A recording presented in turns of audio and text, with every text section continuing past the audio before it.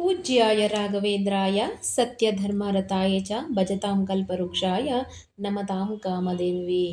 ನಮಸ್ಕಾರ ಎಲ್ಲರಿಗೂ, ನಮ್ಮ ಚಾನಲ್ಗೆ ಸ್ವಾಗತ. ಇವತ್ತಿನ ವಿಡಿಯೋದಲ್ಲಿ ನಾವು ಆಗಸ್ಟ್ ಮಾಸದಲ್ಲಿ ಕುಂಭರಾಶಿಯವರಿಗೆ ಯಾವ ರೀತಿಯ ಫಲಗಳಿದೆ ಅಂತ ನೋಡೋಣ ಬನ್ನಿ. ಈ ಒಂದು ಮಾಸದಲ್ಲಿ ಕುಂಭರಾಶಿಯವರಿಗೆ ಮಿಶ್ರ ಫಲಗಳಿದೆ ಅಂತ ಹೇಳ್ಬೋದು.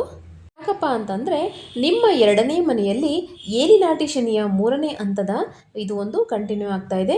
ಇದರಿಂದ ಏನಾಗುತ್ತೆ ಅಂದರೆ, ನಿಮಗೆ ಮಾಡುವಂತಹ ಕೆಲಸಗಳಲ್ಲಿ ಒತ್ತಡ ಅಂತಕ್ಕಂಥದ್ದು ಕಾಣಿಸ್ತಾ ಇದೆ. ಹಾಗೆಯೇ ಒಂದು ಕುಟುಂಬದಲ್ಲಿ ಸಾಮರಸ್ಯ ಅಂತಕ್ಕಂಥದ್ದು ಕಡಿಮೆ ಆಗ್ತಾ ಇದೆ. ಆಗಾಗ ಕುಟುಂಬದಲ್ಲಿ ಸಣ್ಣ ಪುಟ್ಟ ವಿಷಯಗಳಿಗೂ ಕೂಡ ಜಗಳಗಳು ಆಗುವಂಥ ಸಂದರ್ಭಗಳು ಎದುರಾಗುತ್ತೆ. ನಿಮ್ಮಲ್ಲಿರುವಂತಹ ಸಂಪತ್ತನ್ನು ಆದಷ್ಟು ಕೂಡ ನೀವು ಅವಶ್ಯಕ ವಸ್ತುಗಳಿಗೆ ಮಾತ್ರ ಏನಾದರೂ ತೊಗೊಳೋಗಿದ್ರೆ ತೊಗೊಳ್ಳಿ, ಇಲ್ಲ ಅಂತಂದರೆ ಅನಾವಶ್ಯಕ ಖರ್ಚುಗಳು ಈ ಒಂದು ಮಾಸದಲ್ಲಿ ಮಾಡ್ಕೊಳ್ಳೋಕೆ ಹೋಗಬೇಡಿ. ಅನಾವಶ್ಯಕ ಧನ ನಷ್ಟ ಅಂತಕ್ಕಂಥದ್ದು ಕಾಣಿಸ್ತಾ ಇದೆ. ಅವಶ್ಯಕತೆ ಇದ್ದರೆ ಮಾತ್ರ ವಸ್ತುಗಳನ್ನು ತೊಗೊಳ್ಳಿ, ಅನಾವಶ್ಯಕ ವಸ್ತುಗಳ ಬಳಕೆ ಮಾಡುವುದು ಬೇಡ. ಗುರುಗ್ರಹಕ್ಕೆ ಬಂದರೆ ನಾವು ನೋಡೋದಾದರೆ, 6ನೇ ಮನೆಯಲ್ಲಿ ಉಚ್ಚ ಸ್ಥಿತಿಯಲ್ಲಿರ್ತಕ್ಕಂತಹ ಗುರುವು ತನ್ನ ಸಾಮಾನ್ಯ ರಕ್ಷಣಾತ್ಮಕ ಅದೃಷ್ಟವನ್ನು ಕೊಡಬೇಕಾಗಿತ್ತು. ಆದರೆ ಅದೃಷ್ಟವನ್ನು ಕೊಡೋ ಬದಲು ಅವ್ರು ಏನು ಮಾಡ್ತಾ ಇದ್ದಾರೆ ಅಂದರೆ, ತುಂಬ ಒಂದು ಅಡೆತಡೆಗಳನ್ನು ಮಾಡುವ ಕೆಲಸಗಳಲ್ಲಿ ತುಂಬ ಅಡ್ಡಿ ಆತಂಕಗಳನ್ನು ಕೊಡ್ತಾ ಇದ್ದಾರೆ. ಹಾಗೆಯೇ ನೀವು ಮಾಡ್ತಾ ಇರ್ತಕ್ಕಂಥ ಕೆಲಸದ ಪ್ರದೇಶಗಳಲ್ಲೂ ಕೂಡ ತುಂಬ ಒಂದು ಆತಂಕದ ವಾತಾವರಣವನ್ನು ಸೃಷ್ಟಿ ಮಾಡ್ತಾರೆ. ಮತ್ತು ಸ್ಪರ್ಧೆಗಳು, ನಿಮ್ಮ ಜೊತೆ ಇರ್ತಕ್ಕಂಥ ಕಾಂಪಿಟೇಟರ್ಸ್ಗೆ ನಿಮಗೆ ಒಂದು ಸಂಬಂಧದಲ್ಲಿ ಹದಗೆಡುವಂತಹ ಪರಿಸ್ಥಿತಿಯನ್ನು ಏರ್ಪಡು ಮಾಡ್ತಾ ಇದ್ದಾರೆ. 1ನೇ ಮನೇಲಿರ್ತಕ್ಕಂತಹ ರಾಹು ಏನು ಮಾಡ್ತಿದ್ದಾರೆ ಅಂದರೆ, ಮನಸ್ಸಿನಲ್ಲಿ ಒಂದು ವಿಚಿತ್ರವಾದಂತಹ ಆತಂಕಗಳು, ಮುಂದೆ ಏನಾಗ್ಬಿಡುತ್ತೋ ಏನೋ, ನಾನು ಅದರಲ್ಲಿ ಸೋತ್ಬಿಡುತ್ತೀನೋ ಏನೋ, ಮುಂದೆ ನನಗೇನಾದರೂ ಕೆಟ್ಟದ್ದಾಗುತ್ತೇನೋ, ಅಂದರೆ ಇಲ್ಲದೆ ಇರತಕ್ಕಂಥದ್ದನ್ನು ಊಹೆ ಮಾಡ್ಕೊಳ್ಳುವಂಥದ್ದನ್ನು ರಾಹು ಹೆಚ್ಚಾಗಿ ಕೊಡ್ತಾನೆ ಈ ಒಂದು ಸಮಯದಲ್ಲಿ.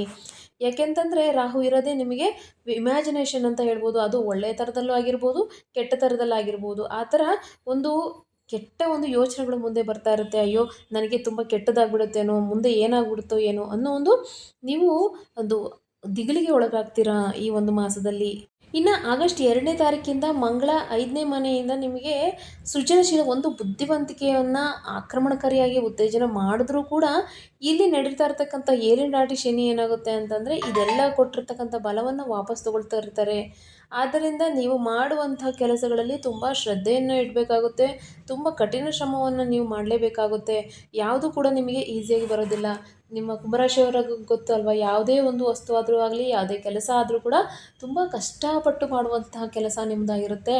ಆದರೆ ಪ್ರತಿಫಲವನ್ನು ಯಾರೋ ಬಂದುಬಿಟ್ಟು ನಮ್ಮದು ಅಂತ ಹೇಳ್ಕೊಂಡ್ಬಿಡ್ತಾರೆ. ಅದು ಈ ಕುಂಭರಾಶಿಯವರ ಜೀವನ ಪೂರ್ತಿ ಬರೀ ಇದೇ ಆಗುತ್ತೆ. ಅವ್ರಿಗೆ ಕಷ್ಟಪಡೋದು ಇವರಾಗಿರ್ತಾರೆ, ಪ್ರತಿಫಲ ಪಡ್ಕೊಳ್ಳೋರು ಇನ್ನೊಬ್ಬರಾಗಿರ್ತಾರೆ. ಆದ್ದರಿಂದ ನೀವು ಕುಂಭರಾಶಿಯವರು ಅಂದರೆ ಕಷ್ಟಪಡೋದಕ್ಕೇ ಹುಟ್ಟಿರ್ತೀರ ಅಂತಲೇ ಹೇಳ್ಬೋದು. ಆಗಸ್ಟ್ 5ರಿಂದ 22ರವರೆಗೆ 6ನೇ ಮನೆಯ ಮೂಲಕ ಬುಧನ ಒಂದು ದೀರ್ಘ ಸಂಚಾರ ಆಗೋದ್ರಿಂದ ನಿರುದ್ಯೋಗಿಗಳೊಂದಿಗೆ ನಿರಾಶೆಗೊಳಿಸುವಂತಹ ತಪ್ಪು ಗ್ರಹಗಳನ್ನು ತರುತ್ತೆ. ಅಂದರೆ ನಿಮ್ಮಿಬ್ಬರ ಮಧ್ಯೆ ಒಂದು ಮಿಸ್ಅಂಡರ್ಸ್ಟ್ಯಾಂಡಿಂಗು, ಒಂದು ಬೇಸರ, ಈ ರೀತಿ ಒಂದು ಏನಾದರೂ ನೀವು ಎಕ್ಸ್ಪೆಕ್ಟ್ ಮಾಡಿರ್ತೀರ, ನನಗೆ ಈ ತಿಂಗಳಲ್ಲಿ ಏನಾದರೂ ನನಗೆ ಅಮೌಂಟ್ ಬರ್ಬೋದು, ಬೋನಸ್ ಬರ್ಬೋದು ಅಂತ. ಬಟ್ ಏನಾದರೂ ನಿಮಗೆ ಪ್ರಮೋಷನ್ಸ್ಗೋಸ್ಕರ ಕಾಯ್ತಾ ಇದ್ದರೆ, ಅದನ್ನು ದಯವಿಟ್ಟು ನಿಮಗೆ ಇದು ಮುಂದೂಡತಕ್ಕಂತಹ ಒಂದು ಸಂದರ್ಭಗಳು ಎದುರಾಗುತ್ತೆ. ಮತ್ತು ನಿಮ್ಮ ಒಂದು ಕಚೇರಿಗಳಲ್ಲಿ ಗಾಸಿಪ್ಸ್ಗಳನ್ನು ದಯವಿಟ್ಟು ನೀವು ಮಾಡಲಿಕ್ಕೆ ಹೋಗ್ಬಿಡಿ. ಬೇರೆ ಯಾರೋ ಮಾಡಿರೋಂಥ ತಪ್ಪನ್ನು ನಿಮ್ಮ ತಲೆ ಮೇಲೆ ಹಾಕುವಂಥ ಸಂದರ್ಭ ಕೂಡ ಎದುರಾಗುತ್ತೆ. ಇನ್ನು ಆಗಸ್ಟ್ 17ರಂದು ಸೂರ್ಯ ನಿಮ್ಮ ಮನೆಯನ್ನು ಪ್ರವೇಶ ಮಾಡಿ ಕೇತುವನ್ನು ಸೇರಿಕೊಳ್ಳೋದ್ರಿಂದ ಪರಿಸ್ಥಿತಿ ಸ್ವಲ್ಪ ಸಂಕೀರ್ಣವಾಗುತ್ತೆ ಅಂತ ಹೇಳ್ಬೋದು. ಸಾರ್ವಜನಿಕ ವ್ಯವಹಾರಗಳಲ್ಲಿ ನೀವು ತುಂಬ ಹೊರಗಡೆ ಚೆನ್ನಾಗಿದ್ದರೂ ಕೂಡ, ವ್ಯಾಪಾರದಲ್ಲಿ ಅದರಲ್ಲೂ ಕೂಡ ಪಾಲುದಾರಿಕೆ ವ್ಯವಹಾರಗಳಲ್ಲಿ ದಯವಿಟ್ಟು ನೀವು ಹೂಡಿಕೆ ಮಾಡುವಂಥ ಸಂದರ್ಭದಲ್ಲಿ 1ಕ್ಕೆ 10 ಬಾರಿ ಯೋಚನೆ ಮಾಡಿ ಹೂಡಿಕೆಗಳನ್ನು ಮಾಡಿ. ನಿಮ್ಮ ಒಂದು ಪಾಲುದಾರರೇ ನಿಮಗೆ ಮೋಸ ಮಾಡುವಂತಹ ಸಂದರ್ಭಗಳು ಕೂಡ ಎದುರಾಗುತ್ತೆ. ಇನ್ನು 1ನೇ ಮನೆಯಲ್ಲಿರ್ತಕ್ಕಂತಹ ರಾಹು ಪ್ರಗತಿಯನ್ನು ಸಾಧಿಸಲು ಕೆಲವೊಂದು ಅಪಾಯಕಾರಿ ತಂತ್ರಗಳನ್ನು ಮಾಡಿ ಏನಾಗಲ್ಲ ಅಂದರೆ, ಕೆಟ್ಟ ದಾರಿನ ಹಿಡ್ಕೊಂಡು ಹಣವನ್ನು ನೀವು ಸಂಪಾದನೆ ಮಾಡಿ ಅನ್ನೋ ಒಂದು ಪ್ರವೋಕ್ ಮಾಡ್ತಾ ಇರ್ತಾರೆ ರಾಹು. ಆದರೆ ದಯವಿಟ್ಟು ಕೂಡ ಇಲ್ಲಿ ನಿಮಗೆ ಏಲಿನಾಟಿ ಶನಿ ನಡೆದಿರೋದ್ರಿಂದ ನೀವು ಒಂದು ತಪ್ಪು ಮಾಡಿದ್ರೆ 10 ಸಲ ಕಷ್ಟವನ್ನು ಅನುಭವಿಸ್ಬೇಕಾಗುತ್ತೆ. ಆದ್ದರಿಂದ ಯಾವುದೇ ರೀತಿ ಅಡ್ಡದಾರಿಯನ್ನು ಹಿಡಿಯೋಕ್ಕೆ ಹೋಗಬೇಡಿ.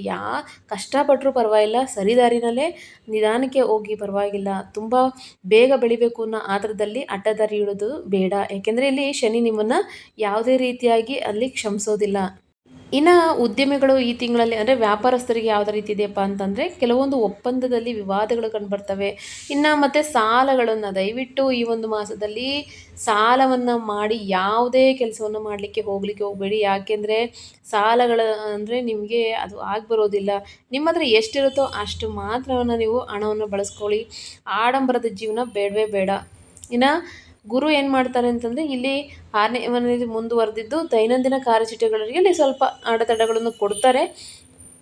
ಆದರೂ ವಾಣಿಜ್ಯ ಶತ್ರುಗಳನ್ನು ಅಂದರೆ ನಿಮ್ಮ ಶತ್ರುಗಳು ಜಾಸ್ತಿ ಆಗ್ತಾರೆ ಈ ಒಂದು ಮಾಸದಲ್ಲಿ ಅಂತ ಹೇಳ್ಬೋದು.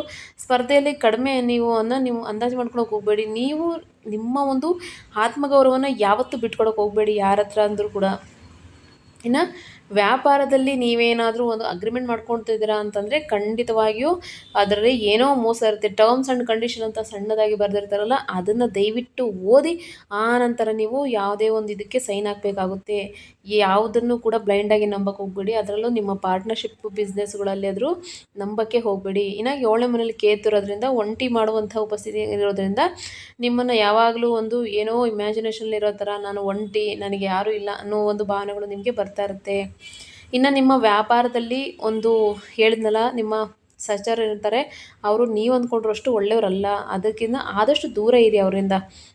ಇನ್ನು ಆಗಸ್ಟ್ 17ರಿಂದ ಏನಾಗುತ್ತೆ ಅಂತಂದರೆ ಸೂರ್ಯ ನಿಮ್ಮ ಮನೆಗೆ ಪ್ರವೇಶ ಮಾಡಿದಾಗ ಇಲ್ಲಿ ಸ್ವಲ್ಪ ಕಂಪನಿಯ ದಿಕ್ಕಿನ ಬಗ್ಗೆ ಸ್ವಲ್ಪ ಅಹಂಕಾರದ ವಾದಗಳ ಜಾಸ್ತಿ ಆಗ್ಬೋದು. ನಿಮಗೆ ಸ್ವಲ್ಪ ಅಹಂಕಾರ ಬರ್ಬೋದು ಈ ಸಂದರ್ಭದಲ್ಲಿ. ಅಧಿಕಾರದ ಪೈಪೋಟಿಯಲ್ಲಿ ಏನಾಗುತ್ತೆ ಅಂದರೆ ಸ್ವಲ್ಪ ಪ್ರಜ್ಞಾಪೂರ್ವಕವಾಗಿ ಇರಬೇಕಾಗುತ್ತೆ. ನಿಮ್ಮ ಮನಸ್ಸಿನಲ್ಲಿ ಈ ಒಂದು ರಾಹು ನಾನು ಆವಾಗಲೇ ಹೇಳ್ದಾಗೆ ಸೃಷ್ಟಿ ಮಾಡ್ತಕ್ಕಂಥದ್ದು ಏನಾಗುತ್ತೆ, ಆತಂಕ ಸೃಷ್ಟಿ ಮಾಡ್ತಾನೆ. ನನಗೆ ಇಲ್ದಿರ್ತಕ್ಕಂಥದ್ದನ್ನು ನನಗಿದೆ ಅನ್ನೋ ಒಂದು ಊಹೆನ ಸೃಷ್ಟಿ ಮಾಡ್ತಾನೆ. ಆದ್ದರಿಂದ ಹೊರಗಡೆ ಬನ್ನಿ. ಇನ್ನು ಈ ತಿಂಗಳ ಕೊನೆಯಲ್ಲಿ ಬುಧ ಏನು ಮಾಡ್ತಾನೆ, 7ನೇ ಮನೆಗೆ ಪ್ರವೇಶ ಮಾಡೋದ್ರಿಂದ ಒಪ್ಪಂದಗಳನ್ನು ಅದೇ ರೀತಿ ಅಗ್ರಿಮೆಂಟ್ಗಳನ್ನು ನೀವು ಮರುಪರಿಶೀಲನೆ ಮಾಡಿ ಓಕೆ ಮಾಡೋದು ತುಂಬ ಉತ್ತಮ ಈ ಒಂದು ಮಾಸದಲ್ಲಿ. ಈ ತಿಂಗಳು ಅತ್ಯಂತ ಕಟ್ಟುನಿಟ್ಟಾಗಿರಬೇಕಾಗುತ್ತೆ ದುಡ್ಡಿನ ವಿಷಯದಲ್ಲಿ. ನಿಮ್ಮ ರಾಶಾಧಿಪತಿ ಶನಿ ಏನು ಮಾಡ್ತಾರೆ, 2ನೇ ಮನೆಯಲ್ಲಿ ವಕ್ರ ಸಂಚಾರವನ್ನು ಮಾಡ್ತಾ ಇದ್ದಾರೆ. ಏಲಿನಾಟಿ ಶನಿಯ ಅಂತಿಮ ಹಂತ. ನಿಮ್ಮ ಸಂಪತ್ತಿನ ಮೇಲೆ ಅಪಾರವಾದ ಒಂದು ನಿರ್ಬಂಧ ಬರುತ್ತೆ. ಹಣದ ಅರಿವು ಕಡಿಮೆ ಆಗುತ್ತೆ. ಅಂದರೆ ನಿಮಗೆ ಬರ್ತಕ್ಕಂಥ ಆದಾಯ ಕಡಿಮೆ ಆಗುತ್ತೆ. ಇರೋದನ್ನು ಕೂಡ ಬಳಸ್ಕೊಳ್ಳೋಕ್ಕೂ ಕೂಡ ತುಂಬ ರೆಸ್ಟ್ರಿಕ್ಷನ್ಸನ್ನು ಬರುತ್ತೆ. ಇನ್ನು ಕುಟುಂಬದಲ್ಲಿ ನಿಮಗೆ ಗೊತ್ತಿರೋ ಹಾಗೆ ಖರ್ಚುಗಳು ಜಾಸ್ತಿ ಆಗ್ತಾ ಹೋಗುತ್ತೆ. ಅವಶ್ಯಕತೆ ಇಲ್ಲದಿರ್ತಕ್ಕಂಥ ಖರ್ಚುಗಳು ಕೂಡ ಜಾಸ್ತಿ ಆಗುತ್ತೆ. ನಿಮ್ಮ ಧನಧಾನ್ಯಪತಿ ಆಗಿರ್ತಕ್ಕಂಥ ಗುರು ಏನು ಮಾಡ್ತಾನೆ, ಸಾಲಗಳನ್ನು ಮಾಡುವಂತೆ ಪ್ರೇರೇಪಣೆ ಮಾಡ್ತಾನೆ.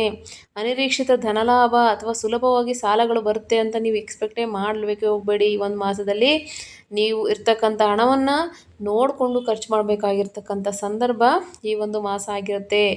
ಮತ್ತು 8ನೇ ಮನೆಯಲ್ಲಿರ್ತಕ್ಕಂಥ ಶುಕ್ರ ಆಸ್ತಿ ಮತ್ತು ವಾಹನಗಳಿಗೆ ಸಂಬಂಧಪಟ್ಟಂತೆ ಕೆಲವೊಂದು ನಷ್ಟಗಳನ್ನು ಬಗ್ಗೆ ಯೋಚನೆ ಮಾಡಬೇಕಾಗುತ್ತೆ. ಮತ್ತು ನೀವು ಕಟ್ಟಿರ್ತಕ್ಕಂಥ EMI ಬಿಲ್ಗಳು ಇವೆಲ್ಲವೂ ಕೂಡ ಕರೆಕ್ಟಾಗಿ ನೋಡ್ಕೊಳ್ಳಿ. ಮತ್ತು ಮನೇಲಿರ್ತಕ್ಕಂಥ ಈ 5ನೇ ಮನೇಲಿರ್ತಕ್ಕಂಥ ಮಂಗಳ ಏನು ಮಾಡ್ತಾನೆ, ಸ್ಟಾಕ್ ಆಯ್ಕೆಗಳು ಅದರಲ್ಲಿ ಕೂಡ ಜೂಜಾಡೋದು, ಶಾರ್ಟ್ಕಟ್ಸ್ನ ಹುಡುಕ್ತಾ ಇರ್ತಾನೆ. ಎಲ್ಲಿ ನಾವು ಬೇಗ ರಿಚ್ ಆಗಿಬಿಡೋಣ, ಶಾರ್ಟ್ಕಟ್ ಮೂಲಕ ಮಾಡಿಬಿಡೋಣ, ಬೇಗ ರಿಚ್ ಆಗಿಬಿಡೋಣ ಅಂತ ನೀವು ಯೋಚನೆ ಮಾಡೋಕ್ಕೆ ಹೋಗ್ಬಿಡಿ. ಯಾಕೆಂದರೆ ಶನಿ ನಿಮಗೆ ಕಷ್ಟಪಟ್ಟೇ ದುಡಿಬೇಕು ಅಂತ ಹೇಳ್ಕೊಡ್ತಾರೆ ಹೊರತು ಶಾರ್ಟ್ಕಟ್ ಮೂಲಕ ದುಡ್ಡು ಮಾಡೋದನ್ನು ಅವರು ಖಂಡಿತವಾಗಿಯೂ ಕೂಡ ಒಪ್ಕೊಳ್ಳೋದೇ ಇಲ್ಲ. ನಿಮ್ಮ ಅದು ಕುಂಭರಾಶಿಯಲ್ಲಿ ಶನಿ ಇರೋದ್ರಿಂದ. ಇನ್ನು ಆರೋಗ್ಯ ಯಾವ ರೀತಿ ಇದೆಯಪ್ಪ ಅಂತ ನಾವು ನೋಡೋದಾದರೆ ಈ ಒಂದು ಮಾಸದಲ್ಲಿ ಸ್ವಲ್ಪ ನಿಮಗೆ ಆದಷ್ಟು ಟೆನ್ಷನ್ ಅಂತಕ್ಕಂಥದ್ದು ಜಾಸ್ತಿ ಇರುತ್ತೆ. ಆವಾಗಲೇ ಹೇಳಿರೋ ಹಾಗೆ ರಾಹು ಕೊಡ್ತಕ್ಕಂತಹ ಒಂದು ಅದು ಏನೂ ಇರೋದೇ ಇಲ್ಲ ಅಲ್ಲಿ. ಆದರೂ ಕೂಡ ಸುಮ್ಮನೆ ಅನಾವಶ್ಯಕವಾಗಿ ಟೆನ್ಷನ್ ತಗೊಳ್ಳೋದು, ಆ್ಯಂಗ್ಸೈಟಿಗಳು, ಈ ರೀತಿ ಸ್ವಲ್ಪ ಮೈಂಡಲ್ಲಿ ಸ್ವಲ್ಪ ಡಿಸ್ಟರ್ಬ್ ಅಂತ ಇರುತ್ತೆ. ಸ್ವಲ್ಪ ನೀವೇನು ಮಾಡಬೇಕು ಅಂತಂದರೆ ಆದಷ್ಟು ಧ್ಯಾನ, ನೀವು ಮೆಡಿಟೇಷನ್ ಮಾಡೋದು ತುಂಬ ಒಳ್ಳೆಯದು ಈ ಒಂದು ಸಂದರ್ಭದಲ್ಲಿ. ಮತ್ತು ಈ ಒಂದು ಸಂದರ್ಭದಲ್ಲಿ ಹಲ್ಲುಗಳು ಮತ್ತು ಅದು ಮುಖಕ್ಕೆ ಸಂಬಂಧಪಟ್ಟಂತೆ ಸ್ವಲ್ಪ ನೋವುಗಳು ಕಾಣಿಸ್ಕೊಳ್ಬಹುದು. ಆರೋಗ್ಯದ ಬಗ್ಗೆ ಸ್ವಲ್ಪ ಗಮನವನ್ನು ಹರಿಸಬೇಕಾಗುತ್ತೆ. ಟೈಮ್ಗೆ ಕರೆಕ್ಟಾಗಿ ಊಟ ಮಾಡಿ. ಆದಷ್ಟು ಹೊರಗಡೆ ಫುಡ್ಡನ್ನು ಆದಷ್ಟು ನೀವು ಅವಾಯ್ಡ್ ಮಾಡಬೇಕಾಗುತ್ತೆ. ಮನೆ ಫುಡ್ಡನ್ನೇ ಪ್ರಿಫರ್ ಮಾಡಿ. ಏಕೆಂದರೆ ಇಲ್ಲಿ ಸ್ವಲ್ಪ ಜೀರ್ಣಕಾರಿ ಸಂಬಂಧಪಟ್ಟಂಗೆ ಸ್ವಲ್ಪ ಕಾಯಿಲೆಗಳು ಕಾಣಿಸ್ತಾ ಇದೆ, ಗ್ಯಾಸ್ಟ್ರಿಕ್ ಸಮಸ್ಯೆಗಳು. ಆದ್ದರಿಂದ ಹೊರಗಡೆ ಫುಡ್ಡನ್ನು ಸ್ವಲ್ಪ ನೀವು ಅವಾಯ್ಡ್ ಮಾಡೋದು ತುಂಬ ಒಳ್ಳೆಯದು. ಇನ್ನು ಕುಟುಂಬ ಯಾವ ರೀತಿ ಇರುತ್ತಪ್ಪ ಅಂದರೆ ಶನಿ ನಿರಂತರವಾಗಿ ನಿರ್ಬಂಧಗಳನ್ನು ಕೊಡ್ತಾ ಇರ್ತಾನೆ. ಹಣಕಾಸಿನ ಸಮಸ್ಯೆ ಬಂದರೆ ಆಟೋಮೆಟಿಕ್ಕಾಗಿ ಕುಟುಂಬದಲ್ಲಿ ಜಗಳಗಳು ಸ್ಟಾರ್ಟ್ ಆಗುತ್ತೆ. ಯಾವಾಗ ಹಣ ಕಡಿಮೆ ಆಗುತ್ತೋ ಆವಾಗ ಕುಟುಂಬದಲ್ಲಿ ಸ್ವಲ್ಪ ಅವಶ್ಯಕತೆಗಳು ಜಾಸ್ತಿ ಆಗಿರೋದ್ರಿಂದ ಮನೆಯಲ್ಲಿ ಸ್ವಲ್ಪ ಇರುಸುಮುರುಸು ವಾತಾವರಣ ಅಂತಕ್ಕಂಥದ್ದು, ಹಾಗಾಗಿ ಸಣ್ಣ ಪುಟ್ಟ ಜಗಳಗಳಿರುತ್ತೆ. ನಿಮ್ಮ ಒಂದು ಕಷ್ಟದ ಸಂದರ್ಭದಲ್ಲಿ ಯಾವುದೇ ಸಂಬಂಧಿಕರು ಕೂಡ ನಿಮಗೆ ಒಂದು ಬೆಂಬಲವನ್ನು ಸಿಗೋದಿಲ್ಲ. ಮತ್ತು ವಿವಾಹಕ್ಕೆ ಎಚ್ಚರಿಕೆ ಮತ್ತು ಉದ್ದೇಶಪೂರ್ವಕವಾದ ಗಮನ. ಅಂದರೆ ನೀವೇನಾದರೂ ಹೆಣ್ಣು ನೋಡ್ತಾ ಇರೋರು ಅಥವಾ ಗಂಡು ನೋಡ್ತಾ ಇರೋರು ಸ್ವಲ್ಪ ಒಂದು ಯೋಚನೆ ಮಾಡಿ ಎಲ್ಲ ಓಕೆ ಆದರೆ ಮಾತ್ರ ಕೇಳಿ. ಯಾಕೆಂದರೆ ಇಲ್ಲಿ ಮೋಸಗಳಾಗುವಂತಹ ಸಂದರ್ಭಗಳು ಕೂಡ ಎಚ್ಚರವಾಗಿದೆ. ಇಲ್ಲಿ ತೀವ್ರವಾದಂಥ ಒಂದು ಅಭದ್ರತೆ ಅಂತಕ್ಕಂಥದ್ದು ಇರುತ್ತೆ. ನೀವು ತುಂಬ ಒಂಟಿಯಾಗಿದ್ದೀವಿ, ನನಗೆ ಯಾರೂ ಇಲ್ಲ ಅನ್ನೋ ಒಂದು ಭಾವನೆ ನಿಮಗೆ ಬರುತ್ತೆ. ಇನ್ನು 17ನೇ ತಾರೀಕಿಂದ ಸೂರ್ಯ ನಿಮ್ಮ ಮನೆಗೆ ಪ್ರವೇಶ ಮಾಡಿದಾಗ ಸ್ವಲ್ಪ ಅಲ್ಲಿ ಕರ್ತವ್ಯದಲ್ಲಿ ನಾನು ಹೇಳಿರೋ ಹಾಗೆ ಈ ಕಚೇರಿಗಳಲ್ಲಿ, ಆಡಳಿತ ಕಚೇರಿಗಳಲ್ಲೂ ಕೂಡ ಸ್ವಲ್ಪ ನಿಮ್ಮ ಮೇಲೆ ದೌರ್ಜನ್ಯಗಳನ್ನು ಎಸಗುವಂಥ ಸಂದರ್ಭಗಳು ಕೂಡ ಎದುರಾಗುತ್ತೆ. ಸೊ ಒಟ್ಟಾಗಿ ನಾವು ನೋಡೋದಾದರೆ ಏನಾಗುತ್ತಪ್ಪ ಅಂತಂದರೆ, ಕುಂಭರಾಶಿಯವರಿಗೆ ಈ ಒಂದು ಮಾಸ ಅಷ್ಟೊಂದು ಏನು ಒಳ್ಳೆಯ ಫಲಗಳೇನೂ ಇಲ್ಲ. ಏಕೆಂತಂದರೆ ಏಳೇಳಾಟಿ ಶನಿಯ ಕೊನೆ ಹಂತ ನಡೀತಾ ಇರೋದ್ರಿಂದ ನಿಮಗೆ ಸ್ವಲ್ಪ ಎಲ್ಲದರಲ್ಲೂ ಕೂಡ ಹಣಕಾಸಿನ ಸಮಸ್ಯೆ ಆಗಿರ್ಬೋದು, ಆರೋಗ್ಯ ಸಮಸ್ಯೆ ಆಗಿರ್ಬೋದು, ಎಲ್ಲವೂ ಕೂಡ ಸ್ವಲ್ಪ ಇರೋದ್ರಿಂದ ನಿಮಗೆ ಇಷ್ಟು ಪರಿಹಾರಗಳು ಏನಪ್ಪ ಅಂದರೆ, ಗುರು ನಿಮ್ಮ 6ನೇ ಮನೆಯಲ್ಲಿ ಇರ್ತಕ್ಕಂಥ ಸಂದರ್ಭದಲ್ಲಿ ನೀವೇನು ಮಾಡಬೇಕು ಅಂತಂದರೆ ದಕ್ಷಿಣಾಮೂರ್ತಿಯನ್ನು ಪೂಜೆ ಮಾಡಿ, ಅರಿಶಿಣ ಅಥವಾ ಕಡಲೆಬೇಳೆಯನ್ನು ದಾನ ಮಾಡಿ.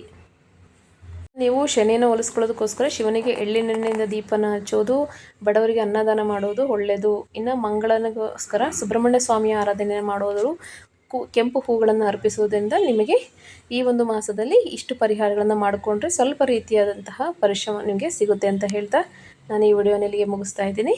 ಧನ್ಯವಾದಗಳು.